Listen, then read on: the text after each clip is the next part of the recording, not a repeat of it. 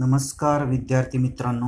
आता आपण ह्या व्हिडिओमध्ये पुढचा पॉईंट पाहणार आहोत. त्यामध्ये कार्डियाक सायकलमधला राहिलेला part, second ventricular systole, that is VS, short form ventricular systole VS, तो बघायचा आता. त्यामध्ये first point, the impulse which started from SA node and reaches the AV node and it gets excited.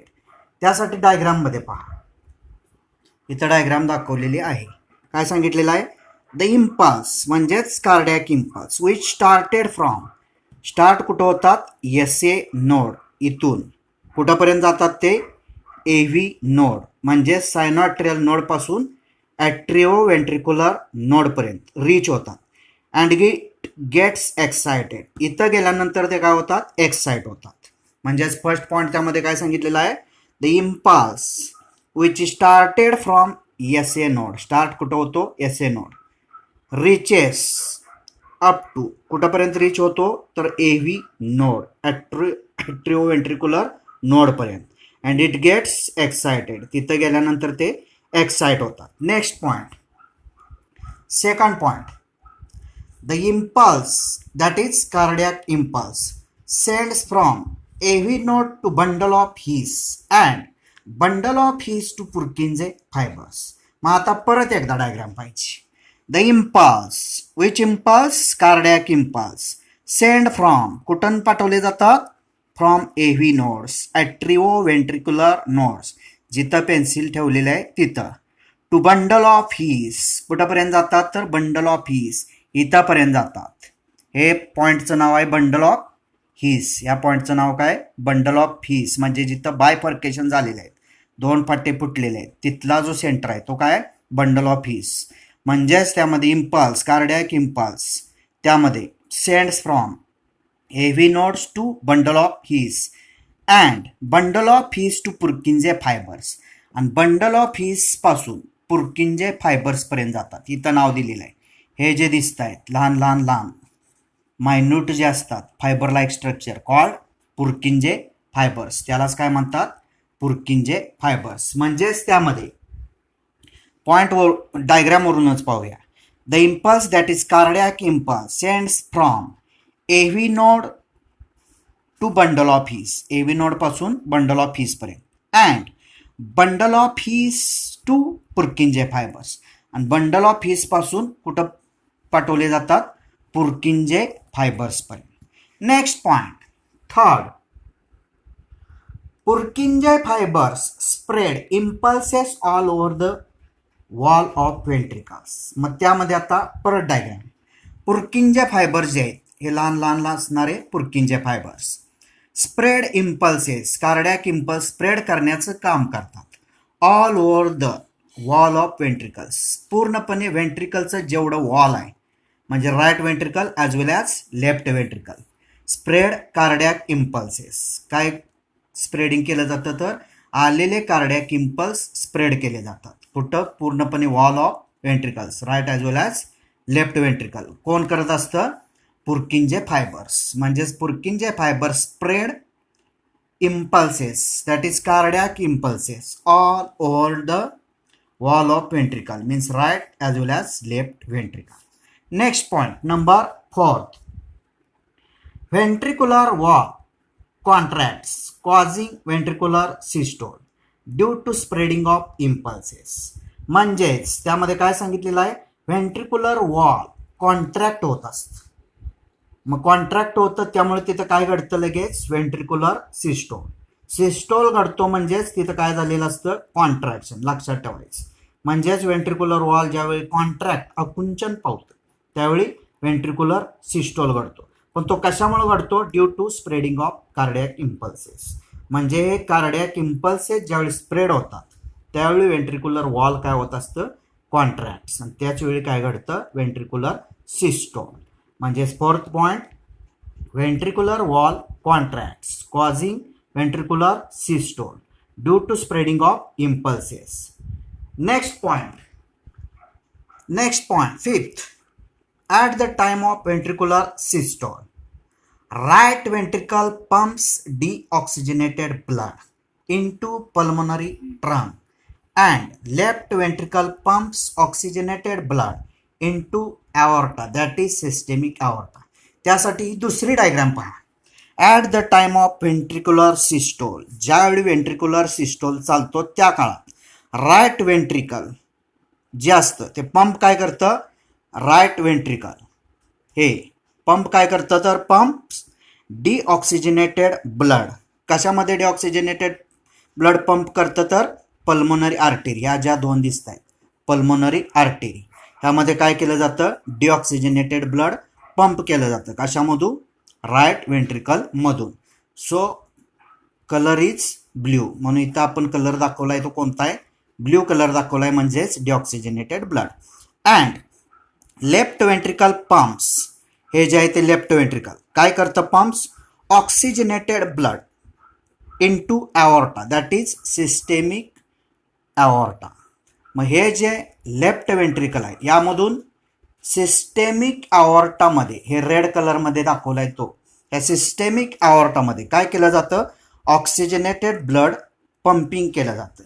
म्हणजेच oxygenated means pure blood, deoxygenated impure blood.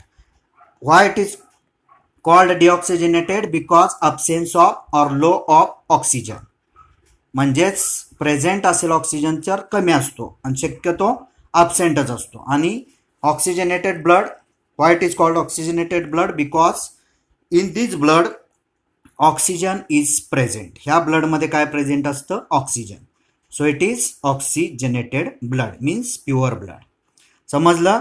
मग यामध्ये fifth point काय सांगितलं आहे, at the time of ventricle systole किंवा ventricular systole, ज्यावेळी contract होत असतं व्हेंट्रिकल त्यावेळी ते काय करतं ब्लड पंप करतं.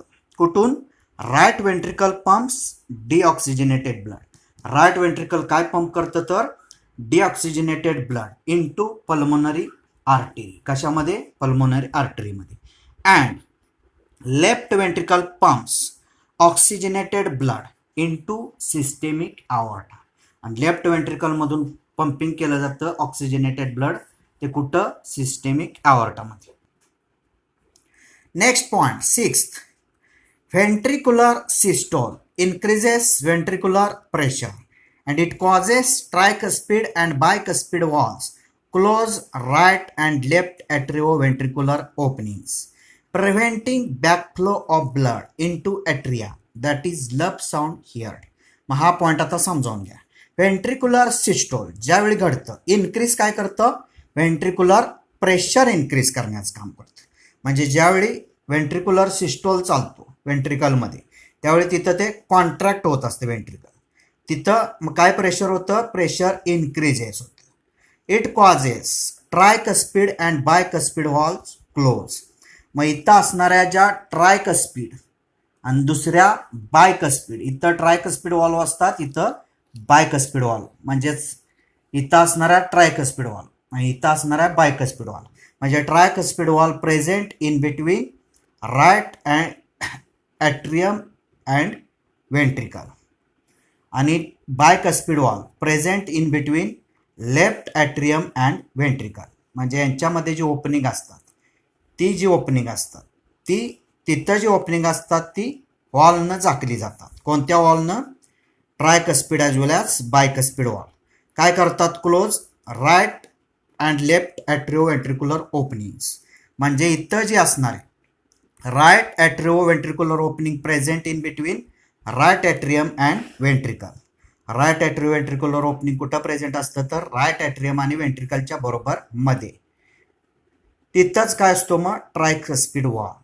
And left atrioventricular openings present in between left atria and ventricle. म्हणजे लेफ्ट ॲट्रिया आणि व्हेंट्रिकलच्या मध्ये जी ओपनिंग असतात त्या ओपनिंगला काय म्हणतात, लेफ्ट ॲट्रिओव्हेंट्रिक्युलर ओपनिंग्स. ही तिथं झाकली जातात कशानं, ट्रायकस्पीड as well as bicuspid wall. कशासाठी झाकली जातात तर प्रिव्हेंटिंग बॅकफ्लो ऑफ ब्लड, इथं आलेलं ब्लड परत प्रिव्हेंट म्हणजे रोखलं जातं, पाठीमागं जाऊन द्यायचं नाही, इथं आलेलं पाठीमागं जाऊन द्यायचं नाही, ह्यासाठी तिथं ती ट्रायकस्पीड आणि बायकस्पीड वॉल्व असतात.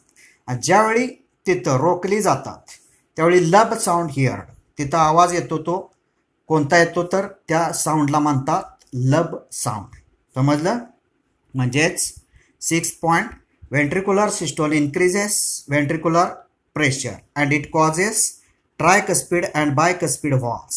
Close right and left atrioventricular openings, preventing backflow of blood into atria, that is lub sound here. Next point, number 7. In normal conditions, duration of ventricular systole is 0.3 seconds and duration of ventricular diastole is 0.5 seconds. ज्यावेळी normal condition असते हार्टची त्यावेळी काय होत असतं, ventricular systole म्हणजे ventricle contract झालेलं असतं. त्यामध्ये त्याचा जो व्हेंट्रिक्युलर सिस्टोल आहे तो ड्युरेशन कालावधी किती असतो त्यासाठी ही डायग्राम बघा. व्हेंट्रिक्युलर सिस्टोल कालावधी किती सांगितला आहे 0.3 सेकंद म्हणजे 0.1 पासून 0.4 म्हणजे 0.4 मायनस 0.1 म्हणजेच किती आलं 0.3 सेकंद काय असतो ventricular systole. and duration of ventricular diastole VD लिहिलंय बघा. ventricular diastole म्हणजेच रिलॅक्स होतं व्हेंट्रिकल त्यावेळी त्याचा कालावधी किती आहे 0.5 सेकंद म्हणजेच ते काउंटिंग बघा. VD दाखवलाय मग VD दाखवलाय तो 0.9 पर्यंत दाखवलाय 0.4 पासून म्हणजे 0.9 मायनस 0.4 किती आलं 0.5 सेकंद. हा काय असतो व्हेंट्रिक्युलर डायस्टोल. म्हणजेच in normal conditions duration of ventricular systole is 0.3 seconds and duration of ventricular diastole is 0.5 seconds. Next point, number 8. Ventricular pressure decreases in ventricular diastole and it causes close of semilunar valves and pulmonary trunk, that is artery, and systemic aorta, prevents backflow of blood into ventricles, that is dub sound here. मग आता ventricular pressure ज्यावेळी decrease होतं त्यावेळी काय घडतं ventricular diastole म्हणजेच ventricular diastole contraction घडणं relaxation घडणं. व्हेंट्रिकल ज्यावेळी रिलॅक्स होत असतं त्या काळात व्हेंट्रिकल नक्की काय होतं तर प्रेशर जे असतं व्हेंट्रिक्युलर प्रेशर ते डिक्रीज होतं म्हणजेच रिलॅक्स झाल्यामुळं तिथं ब्लडचं प्रेशर डिक्रीज होतं. इट कॉजेस त्यामुळं काय घडतं सेमिल्युनार वॉल्स अँड पल्मोनरी ट्रंक त्यामध्ये सेमिल्युनार वॉल्स क्लोज होतात आणि pulmonary trunk and systemic aorta म्हणजेच त्यामध्ये पल्मोनरी ट्रंक आणि सिस्टेमिक आवर्टा मध्ये बॅकफ्लो होत नाही. ह्या सेमिल्युनार वॉल्व आहेत डायग्राम बघा इथं 3 ह्या काय सेमिल्युनार वॉल्व इथं काय केल्या जातात क्लोज होतात. क्लोज जाण्यामुळं काय होतं बॅकफ्लो मागत जात नाही. कशामध्ये एक पल्मोनरी ट्रंकमध्ये आणि दुसरा सिस्टेमिक आवर्टामध्ये. त्यावेळी कोणता आवाज येतो डब साऊंड हिअर्ड. म्हणजेच 8 point ventricular pressure decreases in ventricular diastole and it causes close of semilunar valves and pulmonary trunk, that is artery, and systemic aorta, prevents backflow of blood into ventricles, that is dub sound heard. नमस्कार धन्यवाद. इथं ह्या व्हिडिओमध्ये इथंपर्यंतच पाहूया. पुढच्या व्हिडिओमध्ये पाहूया.